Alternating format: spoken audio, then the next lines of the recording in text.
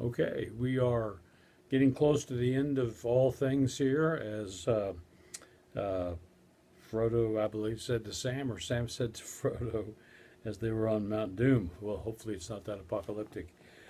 But we are back to the McDowell book, and we are going to look at the final chapters in the McDowell book. These differ a little from the earlier chapters in that they tend to be more focused on specific groups or specific issues related to apologetics that were not covered earlier, and some of them not covered very often um, in other literature that deals with apologetics. They may be covered in works on ethics, but this is kind of a crossover section where ethics and apologetics come together, and I think that's a very legitimate kind of move on the part of McDowell as he put this book together. Chapter 13 is Apologetics and Race by Allison Thomas. She is an Indian, that is, she's from the Indian subcontinent, and she talks about the importance of recognizing the role that theology and apologetics and other areas of Christian inquiry play in what we sometimes call the third world. She doesn't use that terminology, but that I think is terminology that would be helpful from our standpoint because we think about that. And she points out the fact that there have been several prominent apologists for Christianity in recent years that are not North American, European, Anglo white people. Dinesh D'Souza is one she mentions. We would think of Ravi Zacharias. She talks about Ravi. In fact, she works for Ravi, I believe, is what she says at the end of the chapter. She talks about the importance of congregations being multiracial. And again, at times when you read this chapter, you're wondering, okay, why is this in a book on apologetics? But she, I think, draws the string together very nicely in the final several pages. So, for instance, she writes, many second-generation bicultural Americans find it extremely difficult to find a place within the church. I've never felt comfortable in my white Christian school. I never felt comfortable, but I didn't feel comfortable in my Indian church either. And so there's a sense in which apologetics plays a role here because there is a sense on the part of many people that Christianity came from Europe and North America, which, as we know, is simply not the case. Christianity came from Asia. Christianity came from the ancient Near East, or what we would today call the Middle East, or what some have called the Levant. And so it actually is an Asian religion in its orientation that became European through the efforts of the ministry of Paul and many others later on, and then spread around the world and eventually made its way back to Asia and Africa and other places. I like this quote from Bob Roberts. I don't think the answers to engaging our world in the future will come from old, dead white theologians alone. Perhaps they've left us enough to begin a discussion, but trying to place their global understanding and framework of life into a 21st century church will not be sufficient. It's time for new theologians. We need some new Luthers and Calvins and Zwinglis. Their names will probably be Lakita Sumatra, Phuc Dong, Ahmed Muhammad, and others. I think that's exactly right. And so apologetics has to be able to reach across racial lines and national lines, of course, and treat all people with a sort of equanimity.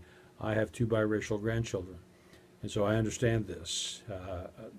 Part of my family, extended family life, is one that's different from the sort of family life that I grew up with myself.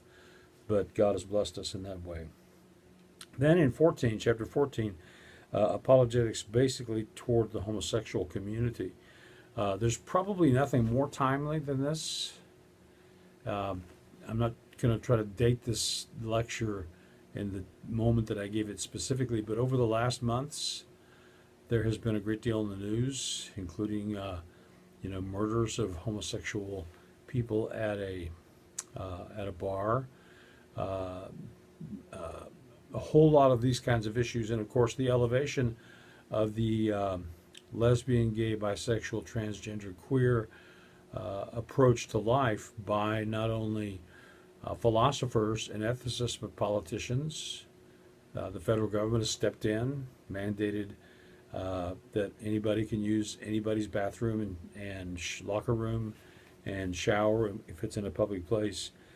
And so there's hardly anything more relevant out of this book than this particular chapter. And so I would commit it to you. And I like the way that he, who's the author here, his name is Alan Schleman. I like the way that he approaches the issue of homosexual apologetics from the standpoint of compassion and truth, both at the same time. He essentially wants to say, these are the things that we stand for, these are the things we believe the Bible teaches about this, and there are good and legitimate reasons for the church to maintain its position and maintain its theology.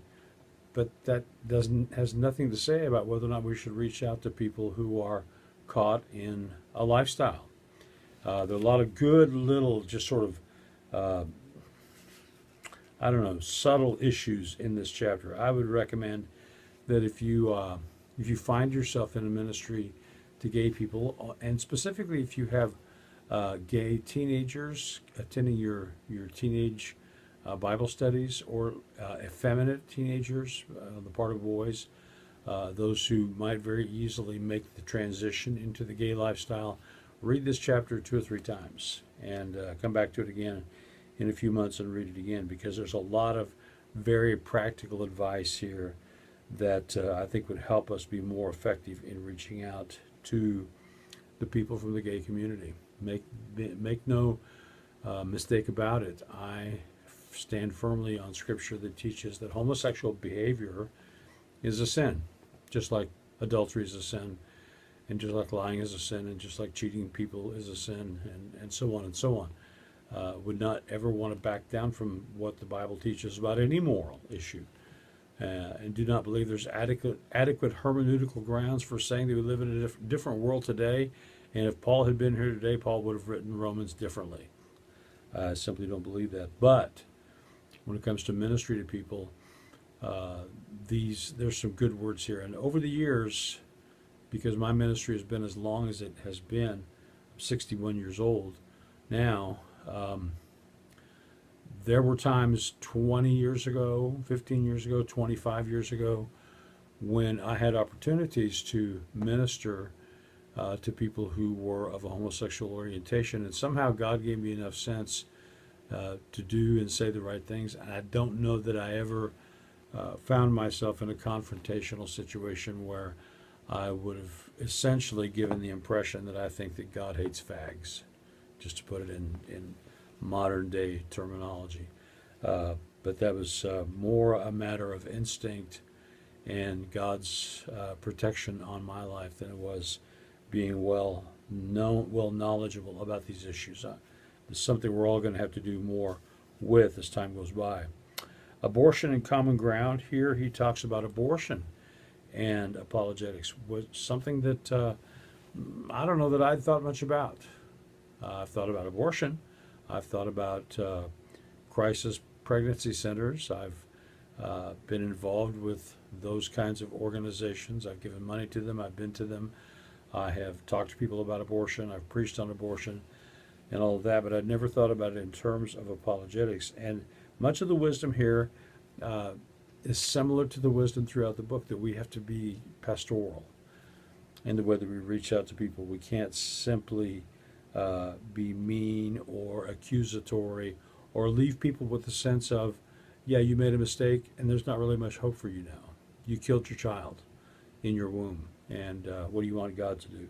No, for him, for the author here, there's a lot that God can do and can do through the church. The final chapter deals with feminism, and it's very helpful by a woman, Jonalyn Grace Fincher, and her ministry is, she is the co-founder of Soulation. We read a section by her husband earlier in the book. I think that there's a lot of sound wisdom here. I disagree on a point or two, but my disagreement on a point or two here ought not to take away from many of the things that she says when she talks about how Jesus loved women, not the way that other religious leaders have. Nice little presentation about Muhammad, Siddhartha Gautama, Joseph Smith, and Charles Taze Russell, and a contrast between them and Jesus. I thought that was historically one of the best parts of the chapter. And being a historian, I'm always intrigued by historical arguments like that. A lot of other good stuff in here. Quote from Dorothy Sayers is very, very nice. It's no wonder that women were first at the cradle and last at the cross. I've seen that quote from her before, but it fits very nicely with the author's presentation. The final pages she talks about is God male and what about Bible translations? And I probably would have worded a few things differently there. I don't think she's wrong at all. I don't think she's off track. And this is just part of being a theologian. We tend to take apart people's words here and there. And I probably would have suggested to her, if I had proofread the paper, change this sentence here or modify that sentence right there. But for the most part, I think it's a helpful treatment. Nice little book on apologetics in Christian ministry. I think it's the kind of thing that you can give out to workers who deal with youth in a church, with people who do apologetics in campus ministry, and I think it's pretty much a must-read for those who want to be able sensitively to minister apologetically in such a way that God can use us to the greatest effectiveness.